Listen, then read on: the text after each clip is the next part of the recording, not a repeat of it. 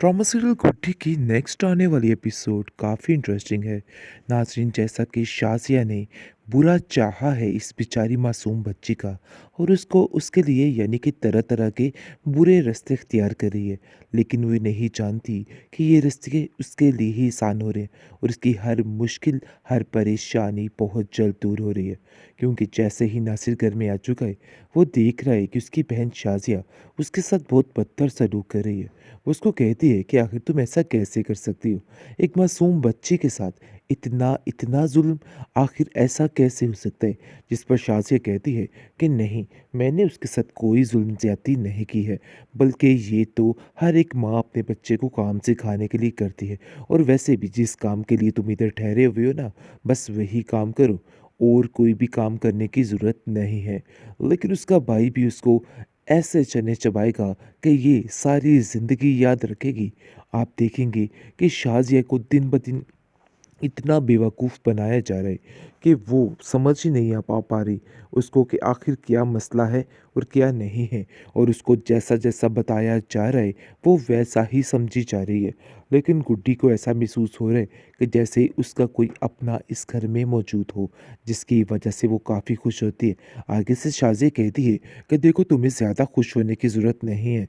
ये मत समझना कि तुम्हें इसकी सपोर्ट मिल गई है तो तुम्हें सब कुछ मिल जाएगा। देखो भई, ऐसा वैसा कुछ नहीं होने वाला। मैं तुम्हें बार-बार एक ही बात समझाने की कोशिश कर रही हूँ। जल्दी-जल्दी अपने काम को निपटाओ और हमारी ज़िंदगियों से दूर हो जाओ। गुड्डी बहुत रोती है और कहती है कि आखिर चच्ची जान मुझसे इस तरह के लहजे में क्यों बार-बार पेश आती हैं? मैं तो उनका बुरा नहीं चाहती हूँ, लेकिन फिर भी ऐसा क्यों होता है? वो अपने चच्चा जान से भी बात करती है कि आखिर मैंने आप लोगों का क्या बिगाड़ा है? क्यों आप लोग मुझसे इतनी नफ़रत करते हैं? जिस पर उसका चचा कहता है कि तुम फ़िक्र मत करो, सब ठीक हो जाएगा। यानी कि उसको तो चालाकी बड़े बेहतरीन तरीके से करनी आती है, लेकिन शाज़िया आउट ऑफ कंट्रोल हो चुकी है और वो थक चुकी है हर बात को सह के। सहने से मुराद है गुड्डी को इस घर में रख के, क्योंकि वो एक पल के लिए भी किसी को बर्दाश्त नहीं कर सकती। ये उसकी बहुत बड़ी मजबूरी है जो कि उसको इस गुड्डी को बर्दाश्त करना पड़े।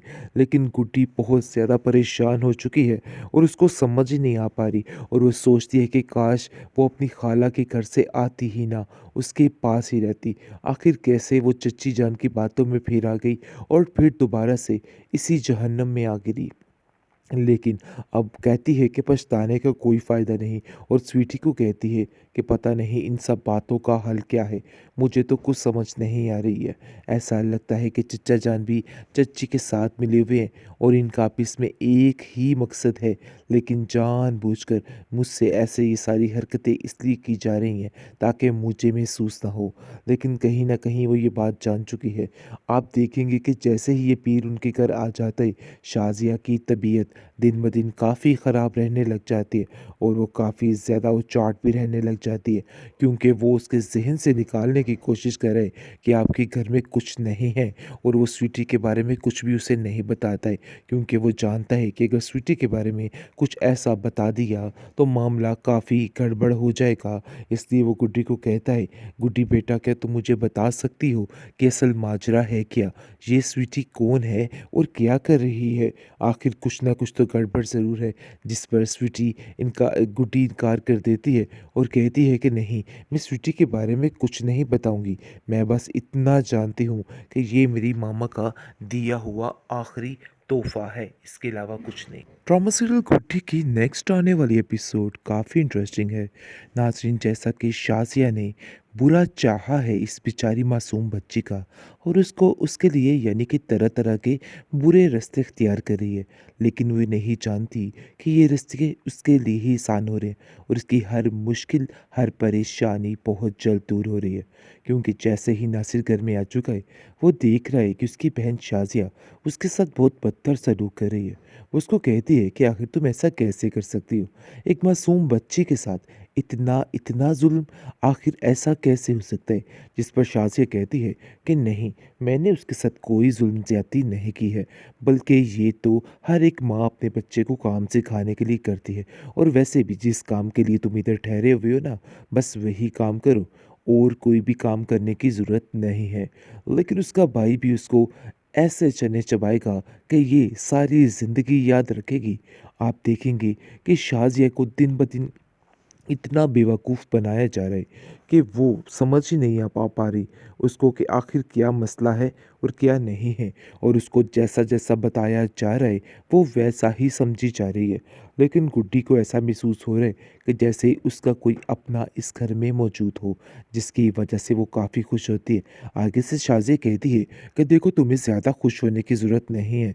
ये मत समझना कि तुम्हें इसकी सपोर्ट मिल गई है तो तुम्हें सब कुछ मिल जाएगा। देखो भई, ऐसा वैसा कुछ नहीं होने वाला। मैं तुम्हें बार-बार एक ही बात समझाने की कोशिश कर रही हूँ। जल्दी-जल्दी अपने काम को निपटाओ और हमारी ज़िंदगियों से दूर हो जाओ। गुड्डी बहुत रोती है और कहती है कि आखिर चच्ची जान मुझसे इस तरह के लहजे में क्यों बार-बार पेश आती हैं?